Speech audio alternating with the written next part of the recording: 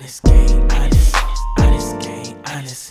Yeah, we ball like Giannis. Honest game, honest, honest game, honest game, honest game, honest game, honest game, honest. Yeah, we ball like Giannis. Honest game, honest game, honest game, honest game, honest game, honest. Yeah, we ball like Giannis. Honest game, honest game, honest game, honest game, honest game, honest. Yeah, we ball like Giannis. Okay. So, maybe we could clap so I can synchronize the audio.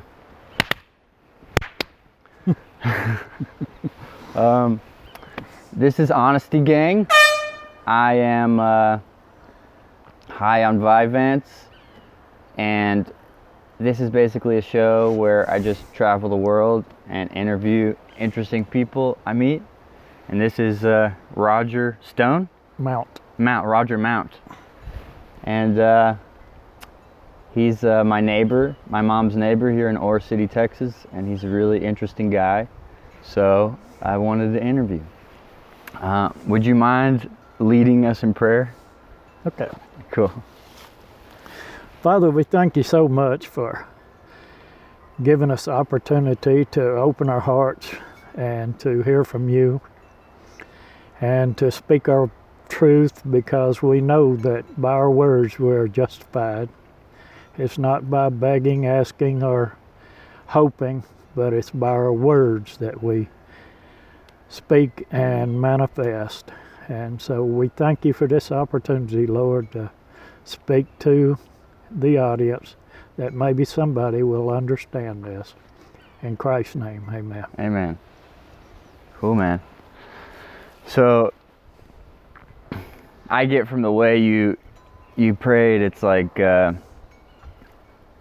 you probably think the same way I do. Like, when you pray, it's not about begging for things, but it's like, you have to take your own authority on and just go ahead and say, this is real. Like when you pray, you just go, I have it.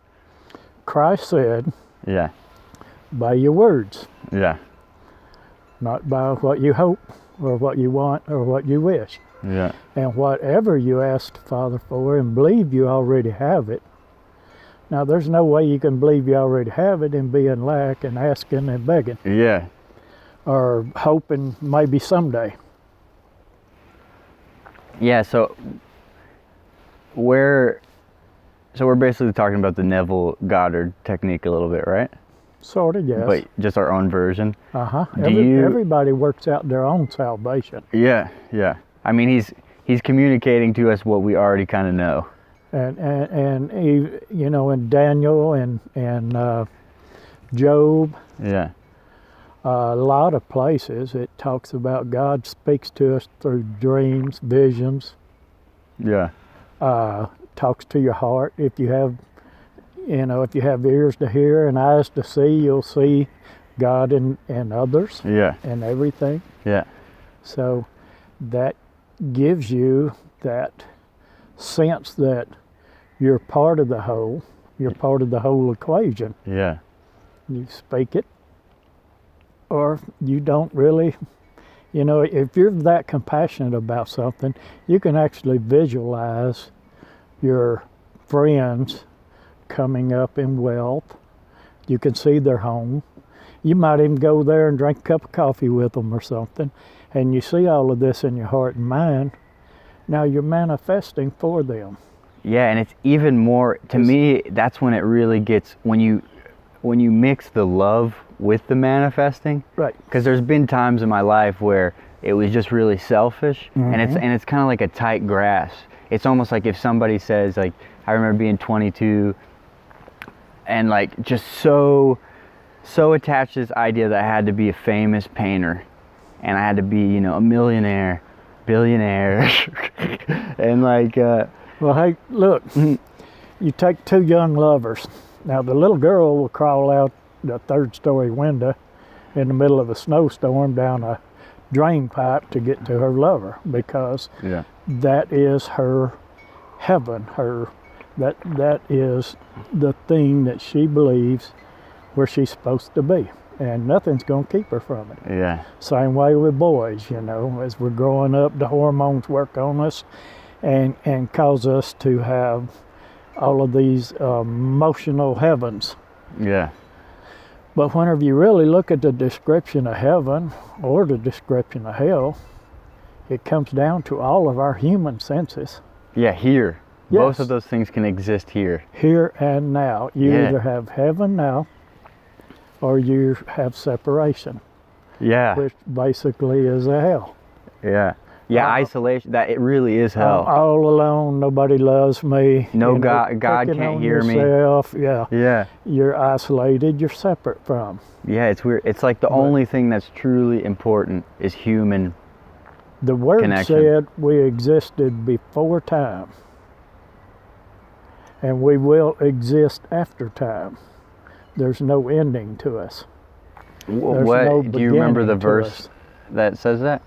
I just know Jesus explained it. I don't remember Yeah, which it's hard to book, remember but- the actual. Yeah. or even the verse, but I do remember. I've read it many times. Yeah. But And some people might interpret it different, but it's like, and also it depends on the translation of the Bible. yeah. New American Standard, you know, you can read stories in there that somebody that read the old King James would never believe it was in the Bible Yeah. because the translations are so different. Yeah, and I mean, it almost doesn't matter what translation you're reading. Like, I mean, I know the Bible's been all chopped up and totally screwed from its original place. I mean, you can't, it's artistic to translate a text. Well, And the you can't, spirit that's in you will translate it. exactly. And you can see through the bullshit even, and like, it can't, you'll see what the truth is in it. Well, if it's not really bullshit. It's yeah, a lot of it is metaphoric. yeah, yeah, It's a story yeah, to give you what? Wisdom, knowledge. yeah. I guess when I say see through the bullshit, I don't mean in the text itself, but it's hard to, as somebody, you know, who's raised in the church, it's, the bullshit is in your head, and you know, and people are so connected to the literal translation of the Bible. There's no such thing as a literal translation. Well, we're all evolving. Yeah, yeah. You know, if you heard the 1800s preacher and the shakers and the rockers and Yeah, it'd be so behind the times. Yeah, yes, and you'd look and you'd go, wow. that sucks. And it's the same thing today Yeah, because we are evolving into spiritual creatures. yeah, And I honestly believe after enough manifestations and enough growth that one day we can be like Elijah and others and just turn into light, would be light beings. Maybe Yeah. fifth, sixth, seventh, I don't know what generation, but yeah, you know, we evolve. And that is, to me, the whole thing of life is the gift is so precious that we experience things that angels can't experience. yeah, I mean, I can stub my toe, I can sit here and smell the pine trees, I can, you know, can an angel smell this? Can they taste this coffee? And you see, and it's almost, it's our exposure, it's our position between hell and heaven that makes it so, life so juicy, because I couldn't enjoy the smell of the air and just the feeling out here in nature without, you know, times in my life where I didn't want to leave my room. And it's that contrast that makes life so beautiful. And it's funny because I've been, you know, manifesting my life at the age of 35, and it's kind of boring because you only want to write universally positive things.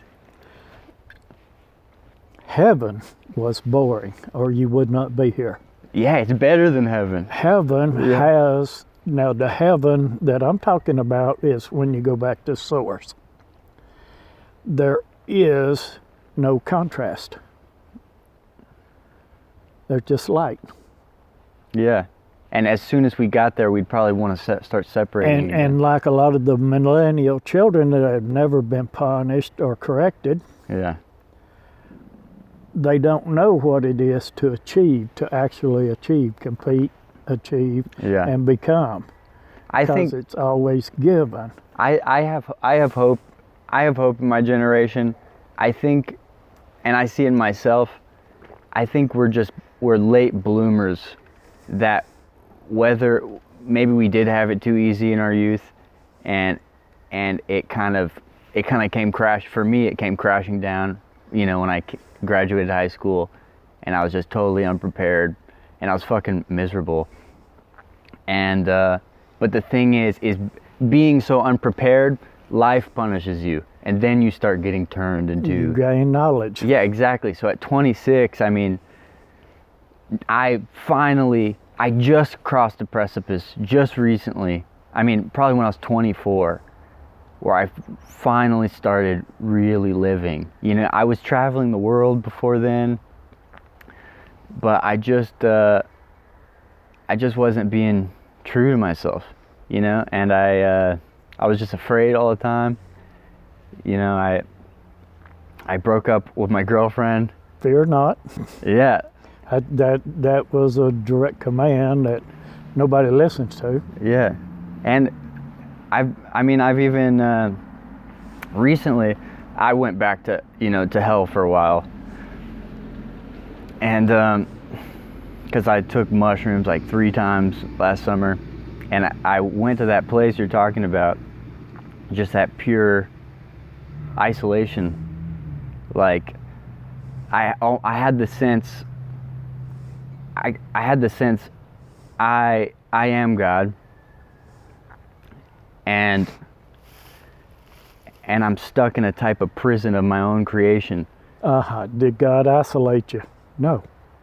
Yeah, but in that position, because I was God, looking around, it was like the loneliest feeling in the world.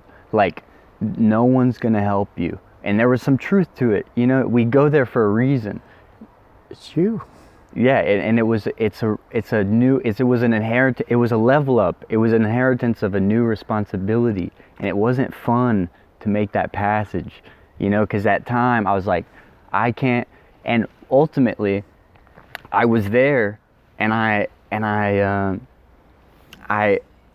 felt that sense of responsibility, like your life is gonna suck until you have to go do what you're afraid of. And it was such a weight, and like it would be about, I would get weird ideas, like there's a voice all the time just telling me what to do. Mm-hmm. And it was like really crazy, like stuff, like it would just be like, you need to just like get naked and like go and like just walk past all your roommates and just like go up on the roof and just lay out. Like it was trying to free me of anything but it was like oppressive, because it was just constant, like talk to that girl, say this most wild stuff, and it was like, and I just got locked up in that. And at some point, I remember calling my mom. I made out with my male roommate, which that was a new thing for me, and it was like, oh my God, this is weird. And I just like fled to Boston to like visit my friend, and when I was there, it was hitting me harder than ever, and I was just locked up. I wasn't gonna budge. I was like, and I was just like, I can't fucking do it. My life is just gonna suck because I'm not brave enough to do what I have to do. I can't keep doing this. And I called my mom, and I was like, I felt like I wanted to die. I was basically calling her to be like, I want to fucking kill myself. And I was explaining to her my whole situation of this lockdown between fear and courage. And I was just like, I don't know how I'm gonna do it. I don't know how I'm gonna move forward. It's asking too much, because I know it always escalates, because ultimately it's trying to tell me that the situation was, nothing in this world can touch you. That's what it was trying to show me.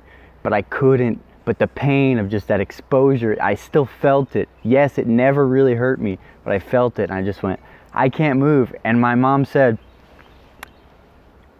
and she felt like she talked to me about this. She felt like she was like channeling when she said this, and she's like, "You're right. You can't do it. You're not gonna do it." And then she said this verse of like, "In our weakness, God is made strong." Mm-hmm. And after that, like, I just let go completely and just said, yeah, I can't do it. And it was weird because I found that you can go, when you can't move forward, you can just come to total peace with the darkness. And that was my option at the time. It's like, if you won't move forward, then I'm just gonna like, in hell, as a totally alone person, you know, I would just lay in bed for like 6 hours at a time. And it was just like, anyway, you know, I was just aching with depression in my body and loneliness, couldn't connect to anyone. And I would just go out and just say thank you. And I just kept saying thank you for everything. Do you know, God has the same problem. Yeah. I mean, if you read the Bible, and I believe a lot of these stories, there's some truth, some myth, some metaphor in it. Yeah. But God done things, then he'd repent for it. Yeah. Oh, God would do things and repent? Mm-hmm. And repent for it, like when he destroyed the earth. He repented, and they supposedly gave us a rainbow, so that's his signature that he would never do this again. I never thought of it that way, as a repentance. Yeah, he repented for it. And said, you know, I won't do this again. In other words, he had a change of mind. Yeah. When you read the book of Job, God called forth all the angels and Satan come with him. Who is Satan? Well, Satan is the prosecutor. He's not evil. He's just a prosecutor. Yeah. You go to court, you're charged with something. Who represents the court? The prosecutor. Yeah. Who is your defender? Christ is your defense counsel. Yeah. Okay. You read in, I think it's Isaiah. I believe it's Isaiah, where this Isaiah is brought before God, and the prosecutor, the angel, it says, see, he's not worthy. And God said, well, wait a minute now. He was in the fire, and he was delivered out of the fire. He could not be destroyed. He was the one who went into the furnace? He said so. Yeah. Then he told the prosecutor, he's innocent. Yeah. And told the prosecutor then. The prosecutor changed out his robes and everything to clean robes. So whenever you read all these stories and you realize that Christ said, present your problems to the Lord like a legal case. You have a prosecutor that's condemning you, that's charging you, that's going to put you in jail. Yeah. And do all this stuff. You have a defense attorney. Okay, I'm here, I'm learning. I am a divine spirit. Yeah. And so you have given redemption to everyone, so I'm pleading that. Yeah. Now, what does the judge have to say? You know, what is he going to do? Yeah. Okay, but most of us never get that far. We condemn ourselves. Yeah. We bury our heads in the sand. We convict ourselves before we ever get there. Yeah. And we do it. We hear those words in our heart and in our mind, and we speak them, and we create more problems. Yeah. More destruction. And we punish ourselves, and by punishing ourselves, we weaken ourselves further to just bind ourselves deeper and deeper into... and so Christ said, stand up. Yeah, stand up as you are. Speak. It doesn't matter. It doesn't matter if you don't think you're enough. Try pretending you're enough, and just see, because it shows in children. If a child is raised in a loving, happy family, he's just his nature will be to progress and grow and be brave, and that's just what naturally happens when you expose yourself to love. Well, we've been given this Yeah. gift of life Yeah. to come here and to make decisions and grow. We're evolving. And that's all this is for us to evolve, so that one day we won't be bored with heaven. We will have dark energy and light energy, but it will all be controlled. Yeah, and well, and Because if you don't have darkness, I mean, what are you going to see if everything's light? There's no darkness contrast. is our friend. Yes, Would you take the bitterness out of food? And it's like, it'd be terrible. I remember thinking about this, and it's like, because I'm manifesting my life, right? And it's like, would you really say you never want to be afraid again? Yep. As much as I hate fear, do you want to manifest that? No fear? Do you really want to be fearless? And it's like, no, I want to feel fear. I don't know. I'm getting to the point. I'm 70 years old. I know, I've had a quadruple bypass. I've been told by the doctors I wasn't going to survive the operation. Yeah. At 2.5 years old, I was dying from strychnine poisoning.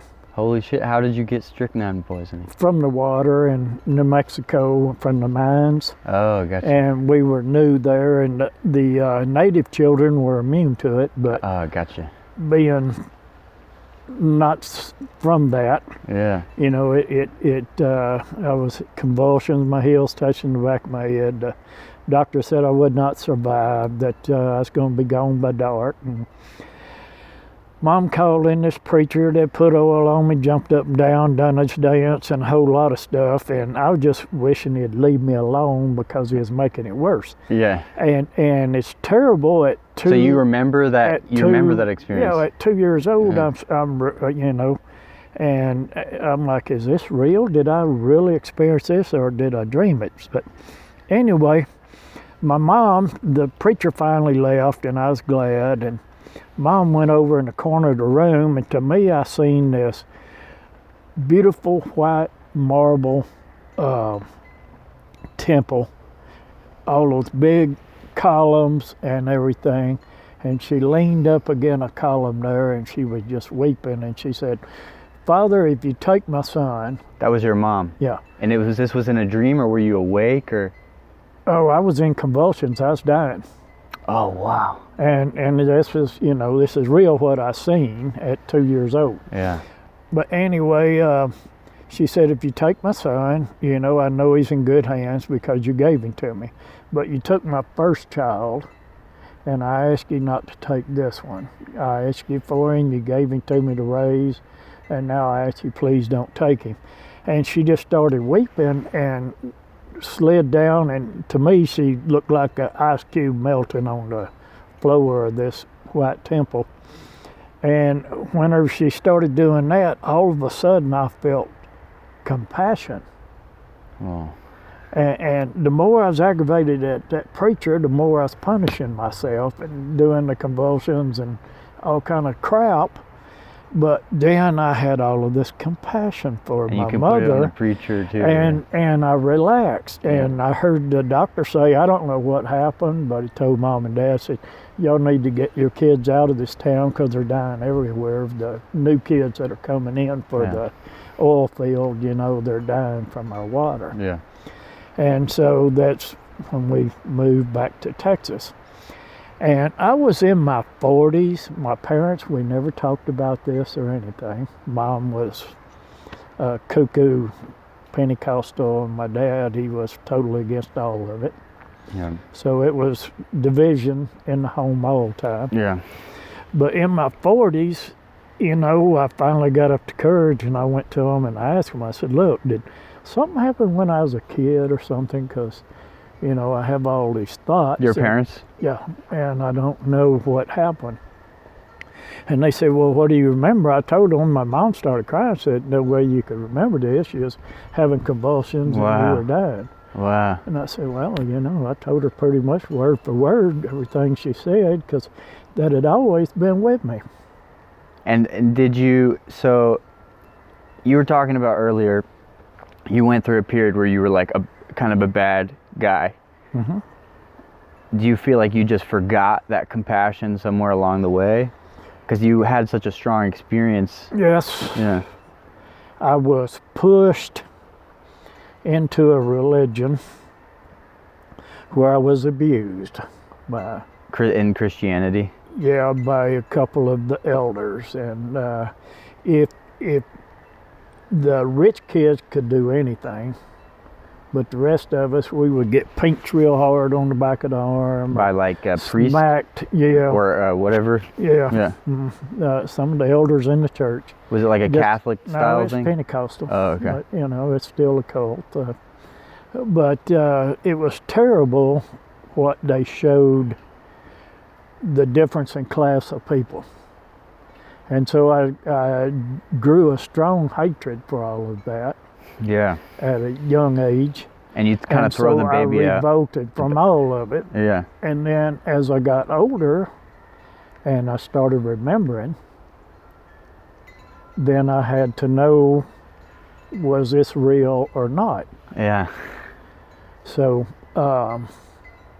yeah, it's about evolving, about evolution, growing and becoming who you're meant to be.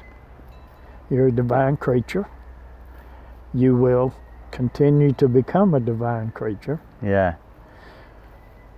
We were totally limitless until we came to earth and took on this body.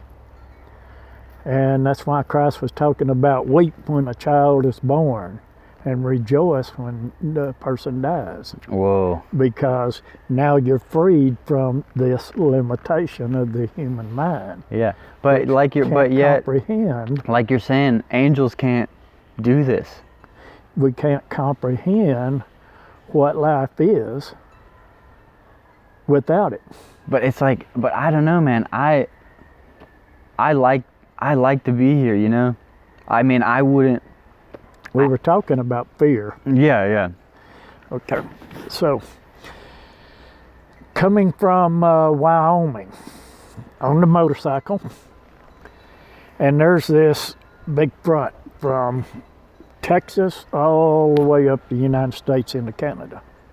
It is storming and raining all the way. There was like 8 or 12 of us motorcycles. Well, all of them pulled off to get motels and wait till all this was over. Can I pause this for 1 second? I want to hear it. Okay. I guess we should clap again.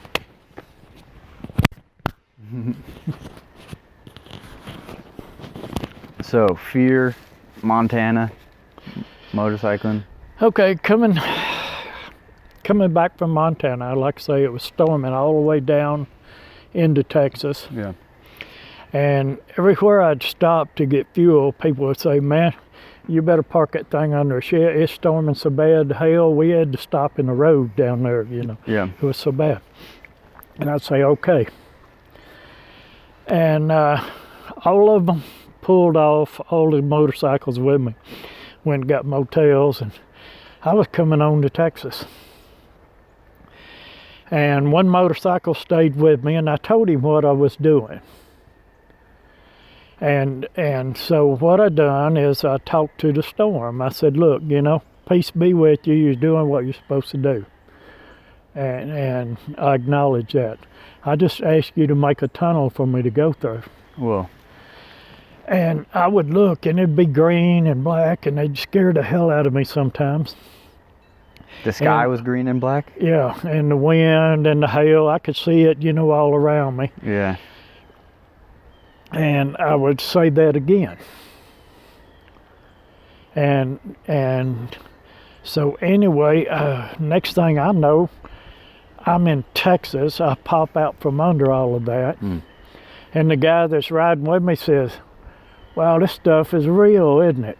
Yeah. Because I told him what I was doing. Yeah, man.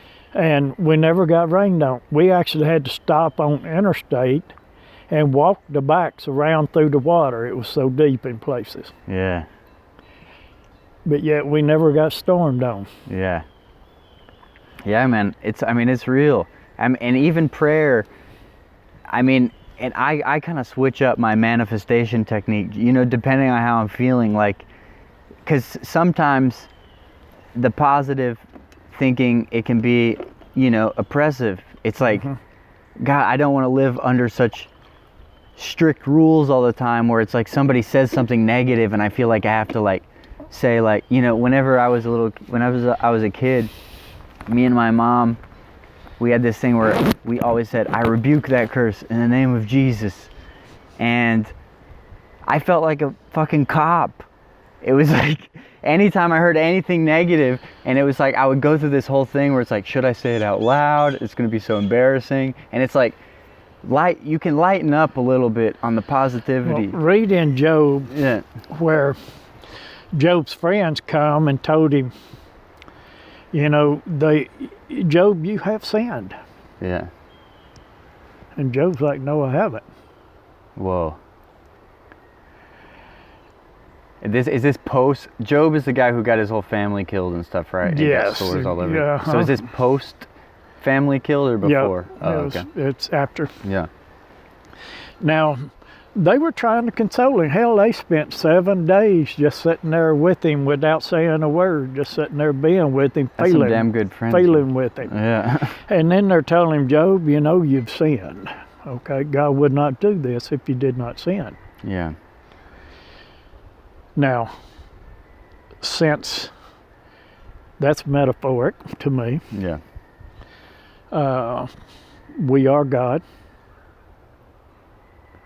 Agreed. And Job argued with God and said, I've done nothing. Mm. I have not done anything wrong. So why is this happening to me? It's to learn so he can appreciate, because he never felt loss. Yeah. He never experienced any of that. All he ever had was God's blessing. Yeah. The clue is in where Satan said, well, you bless everything he touches, it turns to gold. Go test them. Yeah. Yeah. See what happens when you throw some dirt on them. Yeah. And what I've noticed is like now, because there's this, I think it's a quote by Jung, like, your branches can only grow as high to heaven as your roots reach down to hell or something. And because of my experiences in hell this summer, right after that, I'd never felt more connected to God and to humanity, because I found some resources there that just like this true love. Like in that time of darkness, I fell in love like with God and with the universe and with humanity and with myself, to the point where it was like I'd never been more in love, and like it was like romantic. Like the way I felt about it was like, I love you so. I didn't even, not because I wanted something out of it. It's just like, I love you so much. Like I just wanted to like buy him gifts and just like it's almost like I could give God something, and now because of that experience, every time I start to feel really bad, I like I get kind of excited, because it's like, okay, like good things are coming. Like the darkness is really the harbinger of light, and it's like, yeah, you might have to, the higher you want to go to heaven, it's like you might not be able to get to heaven. You might not be able to get to the highest layer of heaven without having knowledge and experience of that equivalent layer of hell. And it's like you have to get such deep resources that you could be in the worst hell, like physically being tortured, and still hold your light. And if you look at all the greatest men and women that have lived on this earth, they always get hit with the craziest shit, like Martin Luther King, John F. Kennedy, Nelson Mandela. President Trump. Yeah, sure, man. Like, But judgment, human judgment is our downfall because we judge things, good or bad. yeah. Like we set Satan up as the bad guy, and even Christ said no. Oh, really? Why? Because that is God. Yeah. God's anger. Dude, that's what I've been trying to tell my mom lately. That is God. That is God's anger. That's the anger side of God. It's still God. And it's also... because it's not created if not God. It doesn't exist. And I don't even think it's just that. Like, I don't think you can isolate... I don't think you can even call it just... I think there's actually positive aspects of Lucifer that I've connected to, because I've done some magic. I'm practically a Christian, and yet I've done satanic, I've done magic and stuff like that. Well, Yeah. a lot of us have done things that we look back on and go, whoa. Oh, well, I'm not against it. I mean, that's what I'm saying is, like, I think that sometimes the infinite loving energy and the always letting yourself off the hook and always being merciful and also giving up because there's an aspect of that's relinquishing power. Compassion. And you got to have compassion for self, and then you can have compassion for others. But if you're judging yourself and condemning yourself, okay, you've got dark energy, I know it, I'm bad, I'm this and I'm that, and I'm punishing myself, then I can have no compassion for others or myself. And that to me is where the key is, what did Adam and Eve eat from that got them kicked from the Garden of Eden, which to me the Garden of Eden is metaphoric, but what was it that got them kicked out of there? No. They ate from the tree of knowledge of good and evil. Yeah. There is our downfall. Yeah. We divided. Yeah. We're not whole anymore. We stepped into the world of duality and polarity. Polarity. And it's, man, and it's not about... It's the same thing, it's just got a North Pole and a South Pole. Yeah, unity, source, is light and dark fused into, is the marriage, it's the child, it's it's like the unity separated. I don't know if you've gotten to the Kabbalah at all, but that was the first separation. It separated once, and it separated twice, and then it like unfolded into this whole thing. And it's like, and I think the real spiritual mastery, and I mean, spiritual mastery, I think, is being able, that the universe is mapped somewhat, and there's all these experiential truths with different depths. Like if you look at tarot cards, there's all these, like, I don't know how many there are, 32, 60, I have no idea. But it's like, you want to be able to fully live in and accept every aspect of the universe. Well, the main thing that we're looking at here is this. And again, back to the book of Job. Yeah. The guys that judged Job that said, hey, you've done wrong. Yeah. And in the end, God says, look, y'all bring him some offerings, some gifts, and apologize for telling him wrong. And if he prays for you, I'll forgive you. Bring Job gifts? Yes. His friends that come. So God was pissed at them for saying he sinned? Yeah, he said, y'all told him wrong. You told him he sinned. Yeah. It wasn't a sin. Wow. This was happening. It's interesting. It's for the experience of life. And it's also kind of an explanation of, I mean, it kind of connects to what you just went through maybe with your medical thing. Like, you don't judge, you just either speak it or you give over to it. And that's kind of the beauty of life, is like, is the randomness that you can have mastered life and then something will, and it doesn't matter if you're a master manifester, you will get thrown off because that's what makes life interesting. Well, if I look at someone, say they're addicted to drugs. Yeah.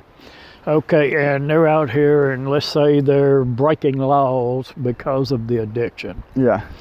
And I look at that person and I judge them as, you know, if they would stop, find God, do this and that their problems would go away, their addiction would go away, all of this. But they're doing this. They chose this.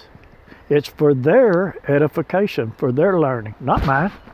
Yeah, man. And I got no business judging them. But what I can do is lift them up and be that angel that says, hey, I found a ransom for this person, and I ask you to deliver them up from the pit. Or you step into that Christ consciousness and be their defender. Yes, and that is what the angel is, and that's what that's about. Yeah. And how do you go about lifting? How have you judged this person? You haven't. You just lifted them up that God's glory would live through them.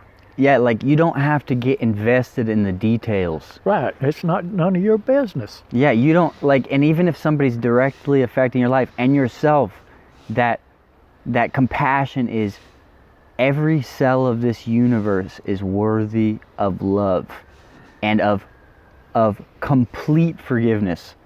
Like, no, you don't have to go to hell because you did something wrong. I did not put them here. Yeah. I did not put them in this situation. If I did, woe be to me. But I did not create that. Yeah. And you don't even need to... Yeah. The one that I'm part of created it, and I'm just part of this. Yeah. And so I got no business of any judgment. I can't look down on, and I can't even look up to, because we're all one. And that's why Christ was saying, call no man father. You know, no priest stands between you and God.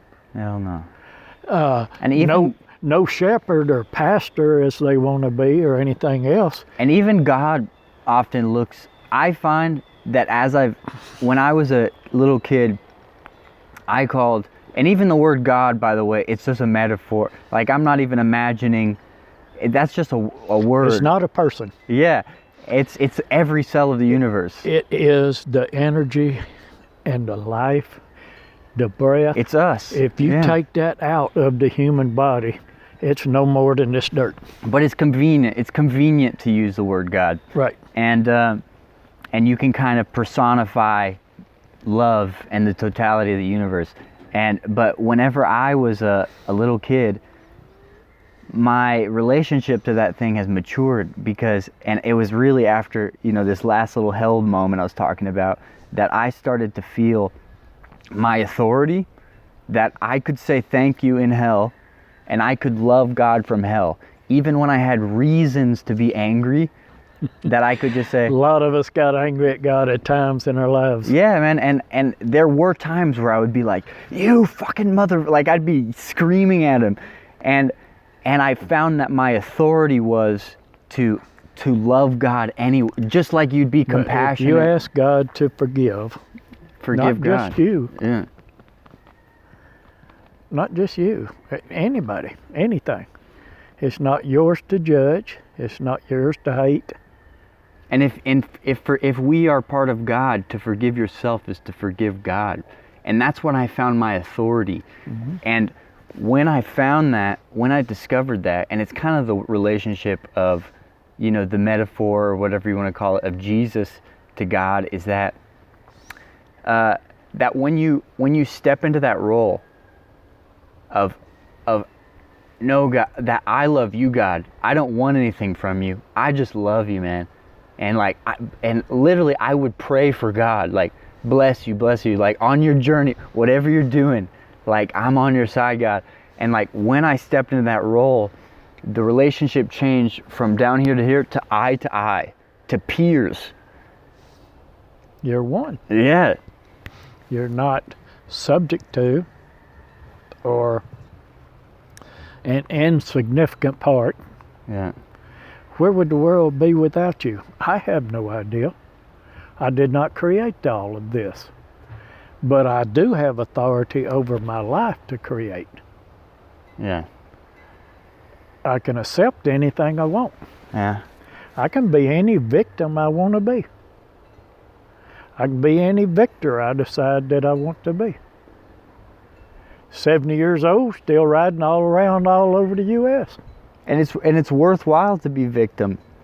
But personally, you know, I've past 6 years, or, you know, not even, that's over, like, past, you know, my early 20s, I felt like failure. I didn't have to go that deep to know, you know, that's not, for me, this life isn't about that. That we've, as a humanity, we have gone to hell. We had World War II and World War I. We don't, We've had wars every 100 years and thousands have been killed. We've fucking been there, done that. And my ancestors did that. And what I feel like... That was a past life. Exactly, You've man. been there. I've done it. Yep. I've been in the Holocaust. I've been a Nazi in the Holocaust. I've been a Jew in the Holocaust. I've been through the worst experiences ever. And I find that what I think this new aeon is really about, and people want to say it's the end, I think it's time for us to step into abundance. That I've noticed in my own life. We are awakening to abundance. Yes. Who we really are. And that we lack nothing. Yeah, and that real, like never before, we're gonna find how to really enjoy heaven. That's nothing. And that's been my experience, is that, like, we're so habituated to darkness that we get blessed and we don't even notice it. Mm-hmm. And that's the thing about gratitude. Like, we call things, we judge things, and we say, well, that's wrong and this is right. And that's why in the Bible God said, don't call what I give evil. Does a father give his daughter a viper? No. When I give you something, it's for your good. And that means everything. That means suffering. It don't mean that same gift is good for everyone, but it was perfect for you, and don't call it evil. And so, like, and when you do that, you harmonize, man. I was coming back one night from taking my kids to Dallas. Yeah. And I'd rather this not be on there, but then you might not want to say it. All right. Can you say it in a way yes. that would be, yeah. I was so lonely. I was in a church. I was teaching Sunday school, adult Sunday school, and I was so lonely. And being a young man at 30 years old, I became overwhelmed with desires and all. Yeah, for women. And yeah, it's for sex too, you know, because I was wasting. I felt like my life was wasting. I was just wasting. Yeah, man. And so I was so judged about everything.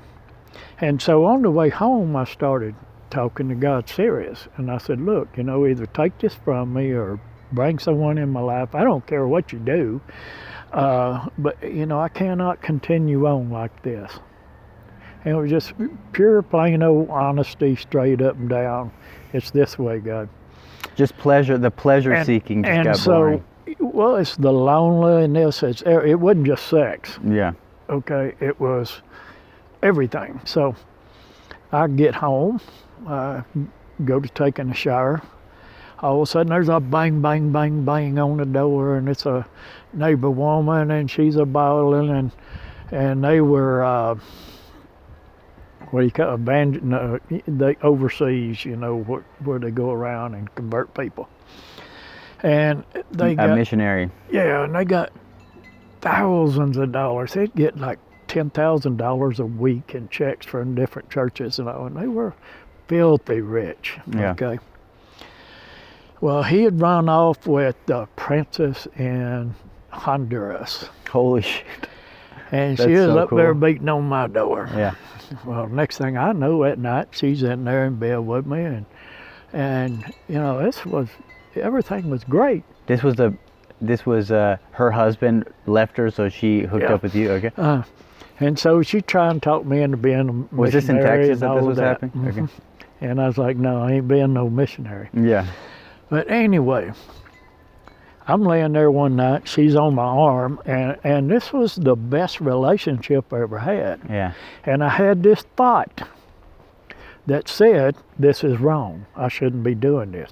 Soon as I said that in my mind, that woman blew up. She got mad. She called me Satan. Got up and run out of my house and like to broke my door. Well, I went almost a year. I couldn't even buy a piece of ass. Man, that's what I've been going through. All right. And so I was laying there talking to the Lord again, and the preacher done told me that was Satan, that wasn't God, and blah, blah, blah, all kind of stuff. And I'm like, no, I know who I talk to. I know who I trust in. Anyway, I'm laying there one night talking to God about it, and God said, well, you know, don't judge what I give. Yeah. Keep telling the story, because I'm So- hear it. I'm just going to check the camera. I don't want to hear So anyway, I went, and I repented of that. I said, all right, I won't never do that again. Quit judging what I give. So I'm, What specifically were you judging? oh, this is wrong. Oh, the This is sex wrong. stuff. Yeah, this girl laying Yeah. there, and she's still married technically, and all kind of stuff, and I'm pious, I'm religious, Yeah. okay? So then, I make a deal with God that I won't never do that again. I've learned my lesson. To never judge again. Okay, we'll see. Yeah. Well, I'm rocking along there, and I've met this other, and she's, again, the most beautiful. I mean, I couldn't have picked her out any more beautiful, and everything worked any better and all of that. Oh, so this was after a year of you Yeah. going through a dry spell. Yeah, Okay. And once you went ahead and said sorry for judging your last. and all of that. Yeah, yeah. Then here it came again. Yeah. I'll be damned if one morning I'm laying there, she's done give me a BJ, and we're just, you know, and she's laying on my arms, and we're pillow talking, and she's talking about getting married and all kind of stuff, and I have this religion in me comes up again and judges it. Oh. And I said it again. As soon as I Oh, did, I fuck. knew I screwed up, Yeah, but she yeah. jumped up and done exactly the same thing. Wow. Off she went. And I said, you dumbass. Yeah. Can't you say you can, but once you feel like once a thought happens, you can't like put the brakes on and be like, No, it just, you know, it happened. I do this. I said it in my mind. When I do a thought fucked it. up manifestation, I imagine, I like feel it in the sky and I pull it down into the earth and I go, like blow it up in the earth. And you say it in your head. Yeah. And then it was created. Yeah. So after that, I promised Yeah. I would not judge I any really of it promise again. this time. Yeah. And so I didn't even promise really God. I just determined. I renewed my mind Yeah. that it's not wrong. Yeah. Nothing's wrong. Yeah. It's not wrong. It's Yeah. just what others judge it, and I'm not judging it anymore. It's not wrong. Yeah, man. And so once I started that, then, you know, I've had 58 women. That's what I'm looking for. But you know, I'm 70. yeah. I'm not damn sure not the most handsome. Yeah. I'm damn sure not the most sexiest, Yeah. but yet it comes. Yeah. Because you're manifesting it. I'm not judging it. I am not. Whoa. It is not good or bad. It is. Whoa. Thank you for the gift of life. Wow. This is the gift of life. Hell yeah. Everything you experience here is the gift of life. It comes from God. And give thanks for don't judge anything. Right. And that's the key to abundance, right? Right. Because then it just flows in. If you judge it, You're a receptacle. if you judge it and you don't have compassion, now I'm not going to go over here and do things with somebody that is going to destroy their life. They're going to, you know,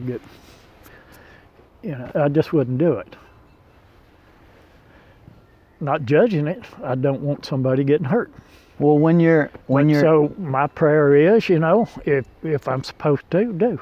well, when you're in love, you have no desire to hurt any. Like the more I step into that non-judgmental state, I mean, you stop judging other people, and it opens a pathway of compassion. Right. And I mean, it makes you in love with people. Like I'll sit and I'll pray for people, and it's like every day I go on a list.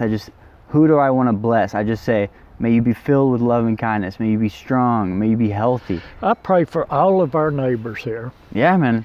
And it's so satisfying. That I don't want anything to happen to homes and storms or financial, or if I see someone in need, like the girl over there that didn't have a stove, so I went and wired up a stove for her.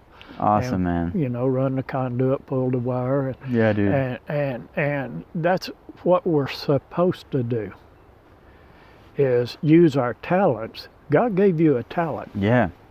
And you don't want to waste that talent by no. sitting here, well, I can only do it and make money. If I can't make money off of it, I'm not doing it. Or with fear. For me, one thing that stopped my talent for years is that the thing is, I've lived a weird life. In many ways, I've lived a humiliating life. Yeah. I've had to face, to speak my truth has been. But you have learned. Yeah, I've learned. And, I had to learn to just, that if I can accept myself, I just left this place in New York City, this group of people, and I've just and it's I just met them, and we immediately created intimacy and felt like a family. And it was it felt like the only way I attracted that is because I'm getting to the point where it doesn't matter if I just met you, you can know all about me. That I want that's why this thing is called Honesty Gang, because I find that just honesty and just transparency is extremely powerful. If you just start with that, your whole life will fall into line. Speak reality. Basically just giving a shit about yourself and your neighbor. Yeah, man. It just comes down but not giving. I was in this relationship and in this life, and I didn't feel like I could speak truth, and I had all this abundance around me, but it was fragile. Well, if you're religious, yeah, and you're judgmental, you cannot be truthful. Will you move that lapel a little higher? It's just kind of low, just a little closer to your. Yeah, there we go. Cool. Yeah, if you're religious and you're judgmental, then you cannot be honest, you cannot be whole, you cannot be complete, you cannot become your greatest. Yeah, man. And so when you turn loose of all of our judgments and you just start caring, what do you care about? Well, you see a turtle crossing the road. I don't want it to get run over. You actually stop, get out, get it across the road. What was that? It's an effect of abundance, man. It's just what abundant people are kind, because you're just you just have a love of people and of reality, and you start taking care of things. And I see people sometimes, and my heart just breaks for them, and I have no idea what's wrong, and all I can do is what I do, and it's, Father, bless them. Yeah, man. Lift them up, whatever it is, they're yours, they're you, and you bless them. Now, it's not my job to judge whether they're having a good relationship or bad relationship, no matter what it is I see in them. But whenever Spirit talks to my spirit and wants me to lift them up, then that's what I'm doing. I'm not judging what they're doing, what they've been doing.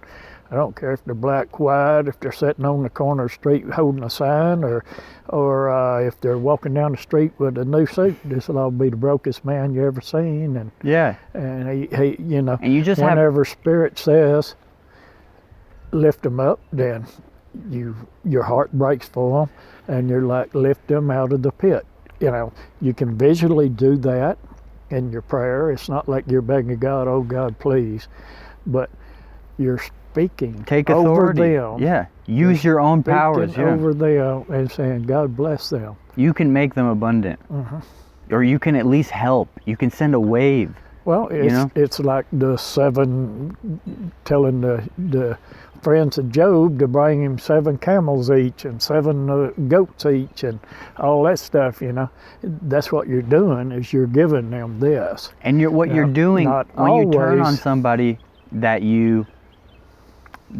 when you turn compassion on lack of abundance or poverty in your life, anybody that's like cruel or you think they're a bad person, the only reason that's in your universe is because it's an aspect of you, and you wouldn't even see it, you wouldn't notice it if it wasn't part of you.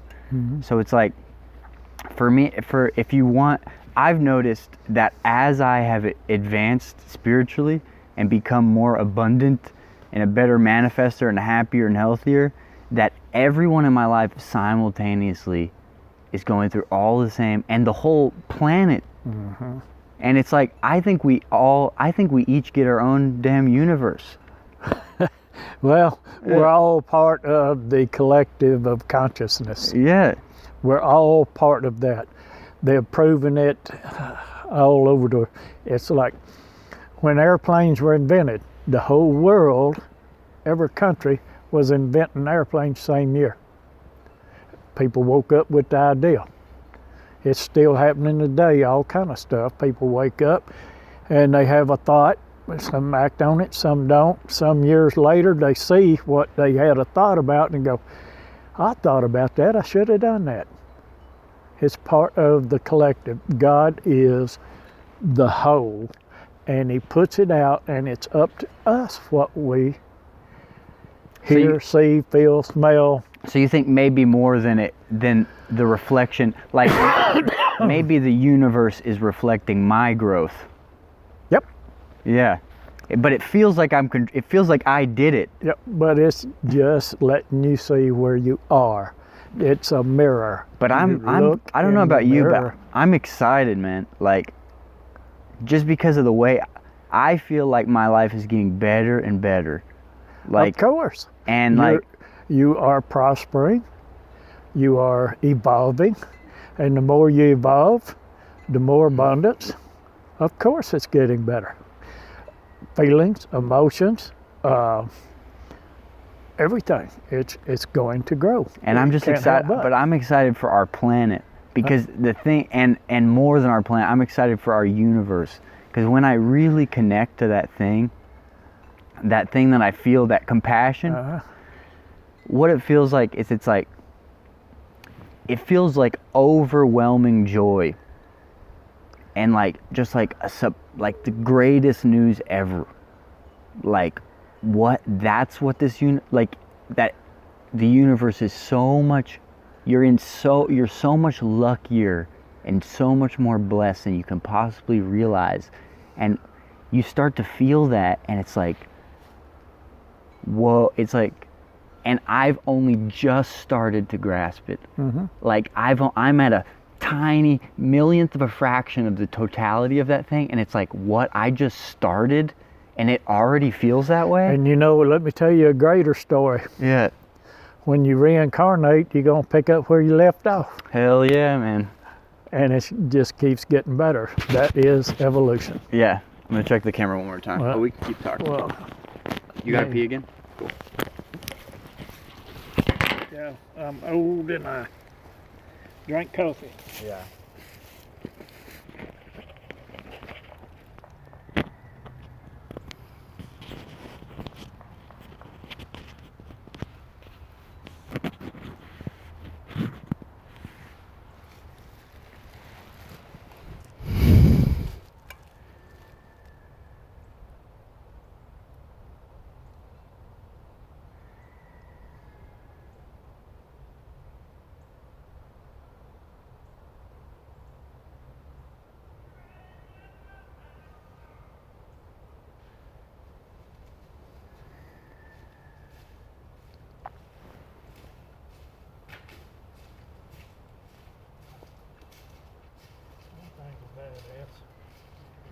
What's that?